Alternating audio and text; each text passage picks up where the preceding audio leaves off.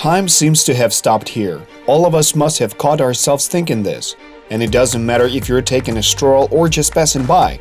This is precisely the impression that the Golden Gate of Kyiv creates. The feeling of eternity, reliability, and refined beauty.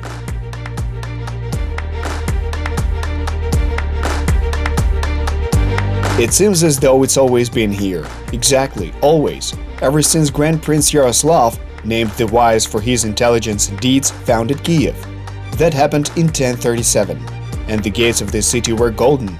Nestor the chronicler wrote about that for his descendants. Foreigners could feel the power and beauty of the city during the heyday of Kievan Rus by barely seeing the main entrance to the capital. It is 7.5 meters wide and 12 meters tall, and its passage is 25 meters long. The Church of the Annunciation was built above the gate. According to one of the theories, the gate was called golden due to the solemnity and abundance of gold elements present in its design.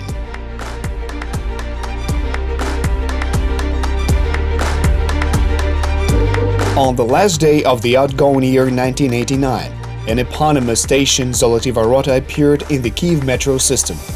Well-known foreign publications almost immediately put it on the list of the most beautiful subway stations in the world. Kyiv residents and guests of the city went to Zoloty Varota metro station even if they didn't need to, just to take a look at it. The station had a wow effect, as they would say now, and it almost immediately became the new calling card of the Kyiv metro and Kyiv in general.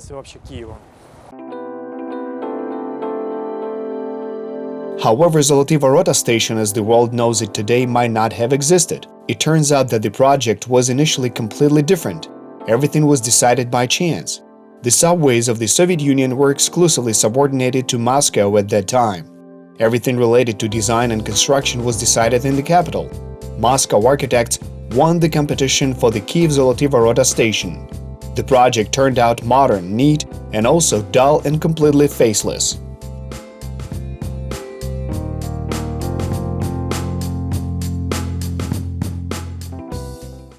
Mykola Leonidovich Zharikov, who had been deputy chairman of Gosstroy, a deputy minister, so to speak, prior to that, was appointed the chief architect of Kyiv. Being a brusque man, he looked at it and said that it wouldn't do because it had in no way been related to the idea behind the historical value of this place. He decided what it should have. After that he called me. Why me? It was also down to chance, right?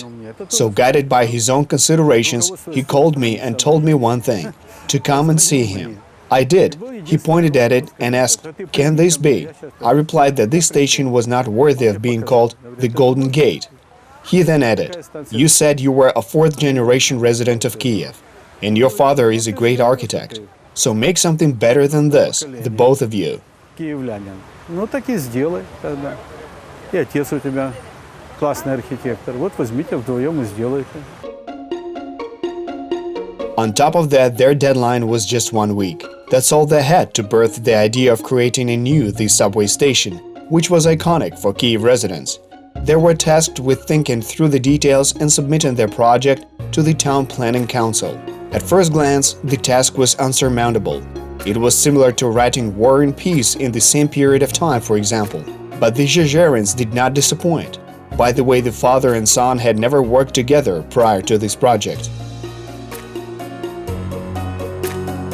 That meant painstaking work over all the details, thousands of sketches, calls and approvals. The thing that mattered was coming up with an idea, defending it, and gathering like-minded people around them. The same masters who loved their city and its rich history.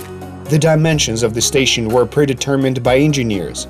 The task of the architects was to breathe life into the underground space of stone and concrete, to make it the way it was supposed to be, useful, sturdy, and beautiful. They needed to maintain proportions, choose a color, and come up with a shape. Naturally, their experience helped them. As for inspiration, they looked for it within the walls of St. Sophia Cathedral. Мы изначально понимали, что нам нужно ориентироваться на мрамор, нам надо ориентироваться на мозаики, когда мы уже это... We knew from the very beginning that we needed to focus on marble and the mosaics. After we came up with the general concept, we realized what we needed. But there was the issue of getting it in a country that was falling apart. The year was 1989, when the shops were on the sidewalks and stores only had vinegar, see? All the enterprises were stopping their work, and you couldn't get anything from anywhere. Понимаете? И останавливались все предприятия, и неоткуда было ничего взять.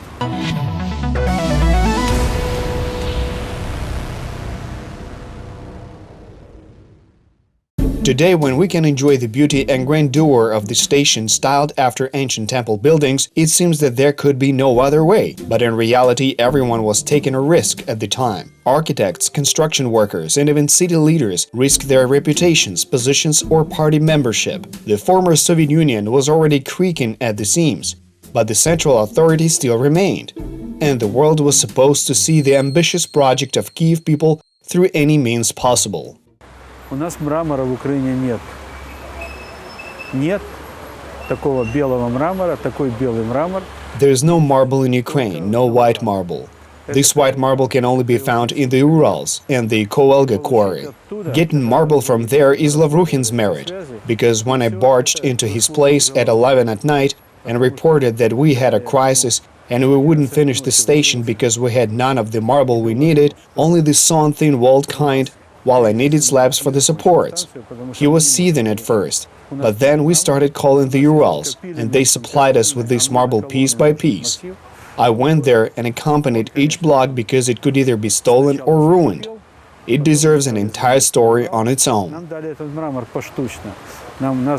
Я ездил, сопровождал каждый блок, потому что его здесь могли украсть или запороть.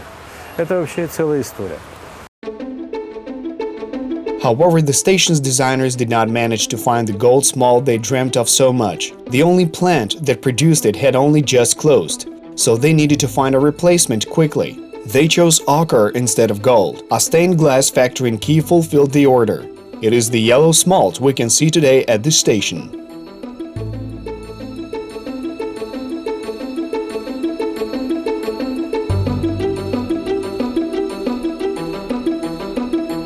These Zoloty Varota arches are decorated with mosaic tiles made of smalt. All the images are unique, but at the same time, you can trace the logic and author's thinking in all four mosaic strips. For example, on the side of the exit to the city, there is the image of Archangel Michael, the patron saint of Kyiv. If you turn to the main hall, this is where you should start examining the station, which is regarded the national treasure of Ukraine. The main hall is 102 meters long. It is better to move clockwise, because then you can trace the entire history of Kievan Rus between the supports and the aisles, both in buildings and in faces. Each portrait has a caption with the name of the prince and the period when they ruled. Artists laid out the images of great figures and iconic temples by hand. You can even find mythological creatures like griffins and simargals.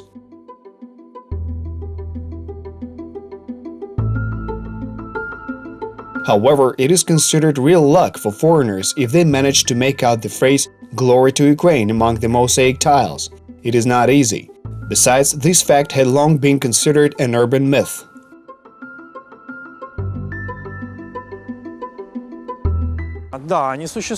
Yes, they do exist. They can be found in the same lobby, but they are very difficult to make out, especially if you don't know where they are, because these words are not formed with smalt or separate colors. It's not like they wrote "Glory to Ukraine" in white on a red background. No, they're well hidden. After all, it was still 1989, and nobody had cancelled the Soviet Union, so that could have gotten you in big trouble. So these words are written there on a red background with slightly darker letters. On top of that, some letters even merge with the rest of the background, so they're hard to make out. The station lobby was originally built at ground surface and then lowered to the required depth. Due to the complexity of the terrain and the abundance of groundwater in this area, construction workers used soil freezing. The city needed the station. Therefore, neither the high cost of construction nor the difficulties involved with supply and building materials could prevent the completion of the project and its unveiling.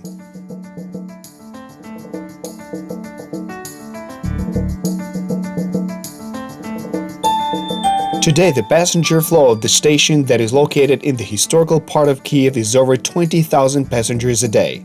It has 2 exits, one of which leads directly to the Golden Gate. In terms of design, the station is deep and has supports.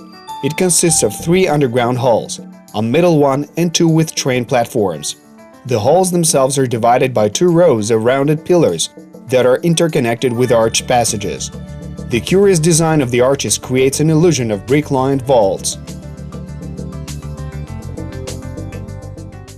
Это не кирпич, это специальные... These aren't bricks, these are special products. I had to figure out how to do this because there was no way we could attach actual bricks to existing vaults. Наверх к существующим сходам невозможно было. Поэтому я очень тонко изучал, как делали на Крещатике облицовку. That is why I studied very deeply how the lining was done on Khreshchatyk. All the houses there are lined with ceramics, and there is a special technique to do that. Rebar, to which all molded ceramics are attached, is held by special hooks. Ушко продевается арматура, то есть закрепится. Формованная керамика специально под вот это дело по формату. Here, at a depth of 95 meters below surface, even time seems to slow down. You forget that you were in a hurry, that this is a transfer station, and that you were going somewhere. It's the metro after all, but it feels like you're at an interesting museum. You want to stay longer and see all the details. However, after closing, just like museum visitors, passengers have to leave the halls of the station.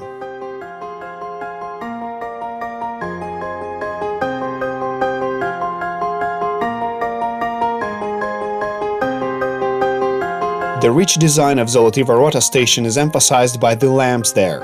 Bronze double-tiered chandeliers adorned with ornaments are placed under the white roof of the central hall. Tram platforms are illuminated by candelabra. The soft yellowish light makes the station look warmer and more refined. The yellow-white marble walls above the train tracks have metal letters in Old Ruthenian style on them. The station's middle escalator hall is cylindrical, lined with marble and decorated with brickwork. The eaves of the dome of the hall are made of brick and underlined with a white mosaic ribbon.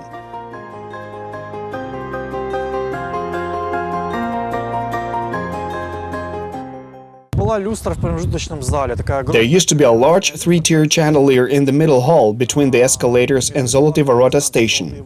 It even had a special mounting system, so it could be lowered to replace the light bulbs and then raised back up. But as I was told, someone thought that it could fall onto the heads of passengers, so it was dismantled. I don't know if that's true. Maybe there were other reasons.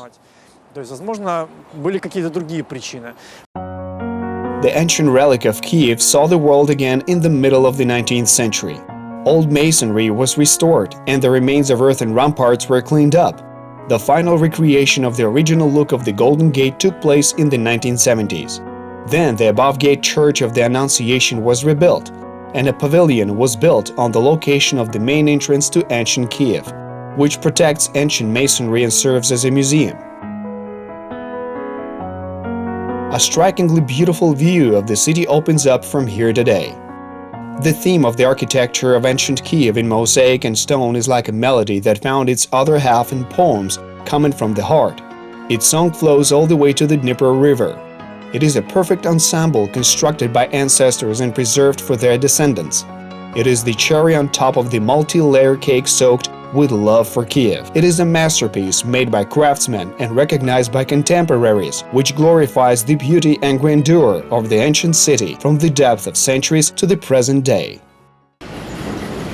The doors are closing. Next station,